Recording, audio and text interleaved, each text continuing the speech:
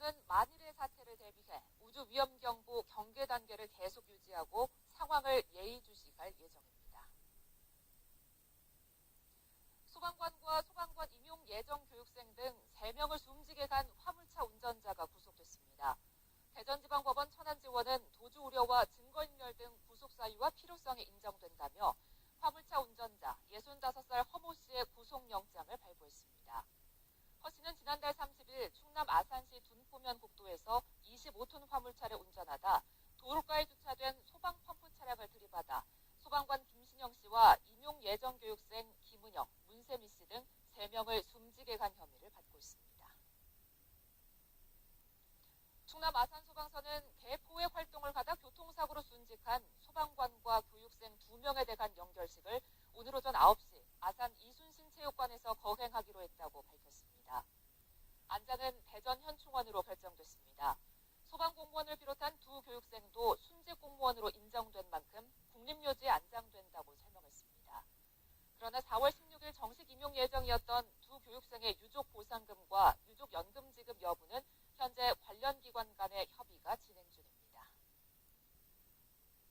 검찰은 산업통상자원부가 강원랜드 채용 비리에 관여했는지를 확인하기 위해 산업부를 압수수색하고 전직 차관을 조사했습니다. 강원랜드 채용 비리 수사단은 지난달 26일 정부 세종청사 산업부 에너지자원실 석탄산업과와 기획조정실 산하부서의 사무실을 압수수색했다고 밝혔습니다. 또 김재홍 전 1차관을 31일 참고인으로 불러 조사했습니다. 석탄산업과는 폐광지역 개발자원에 대한 특별법과 이 법의 근거에 설립된 강원랜드를 담당하는 부서이며 김 전 차관은 2013년 3월부터 이듬해 7월까지 차관으로 근무하며 강원랜드 관련 업무를 맡았습니다. 금융감독원이 최흥식 전 금감원장의 사퇴 배경이 된 지난 2013년 하나금융채용비리 의혹에 대한 특별검사 결과를 오늘 발표합니다. 금감원은 전임 원장의 사임으로 연결된 이번 사안에 대한 자체 판단을 최대한 배제하고 특별검사단이 확인한 관련 자료 등을 검찰에 넘긴 뒤 사안을 마무리할 계획입니다. 금감원은 최성일 부원장보를 단장으로 20명 규모의 특별검사단을 꾸려 검사를 진행해왔습니다. 최 전 원장은 2013년 하나금융지주 사장 재직 시절 하나은행 공채 응시한 친구의 아들을 인사 추천하는 등 특혜를 준 의혹으로 최근 사퇴했습니다. 건강보험이 적용되지 않는 진료에 대해서는 병원이 자체적으로 비용을 산정합니다. 환자들은 이런 비급여 진료 비용을 비교하기가 어렵고 부담도 큰데요. 일부 항목에서는 진료비가 100배까지 차이 났습니다. 박성호 기자가 보도합니다. 정부는 건강보험 대상에서 제외된 항목 가운데 일부의 진료 비용을 2013년부터 공개하고 있습니다. 하지만 환자들이 병원별로 비급여 진료비를 비교하기는 어려운 데다 비용 또한 부담된다는 게 문제입니다. 건강보험 심사평가원에 따르면 도수치료의 경우 상급 종합병원에서는 진료비의 최저와 최고의 격차가 20배 수준이었지만 병원급으로 내려오면 5,000원에서 50만 원까지 100배 차이가 납니다. 난임시술 부문에서는 병원들이 가장 흔하게 받는 비용은 13만에서 20만 원으로 비슷하게 조사돼 큰 차이가 없었습니다. 그러나 일반 체외 수정의 경우에는 상급 종합병원에서 최저는 10만 원이 조금 넘었으나 최고는 65만 원에 육박해 6배 이상의 격차를 보였습니다. 자기 공명 영상 MRI에서는 무릎 관절의 진료비가 병원급에서 최저 20만 원, 최고 86만 원을 기록해 4배 이상 벌어졌습니다. 비급여 진료비 공개 대상은 2013년에는 29개 항목에 불과했으나 올해는 100개가 추가돼 207개로 급증했습니다. 하지만 공개되는 비급여 진료 비용이 의료의 질을 반영하지 못한다는 지적이 제기되어 왔습니다.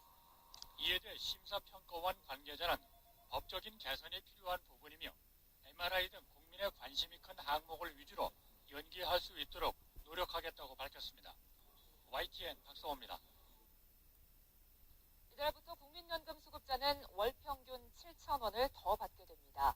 보건복지부는 이번 달 25일부터 국민연금 수급자의 기본 연금액이 지난해 소비자 물가 변동률을 감안해 1.9% 오른다고 밝혔습니다. 이에 따라 월 평균 수령액은 7,002원 오르고 종류별로는 노령연금이 7,341원, 장애연금 8천 We have a wall of soldiers. We don't get paid very much for this, do we? 트럼프 대통령은 또 불법 체류 청년 추방유예 프로그램 다카도 더 이상의 협상은 없다며 더욱 강력한 조치를 예고했습니다. 최근 외교안보 라인을 강경파로 교체한 트럼프 대통령. 연일 미국 우선주의에 입각한 정책을 쏟아내며 동맹국들에 대한 압박을 이어가고 있습니다. 뉴욕에서 YTN 김명수입니다.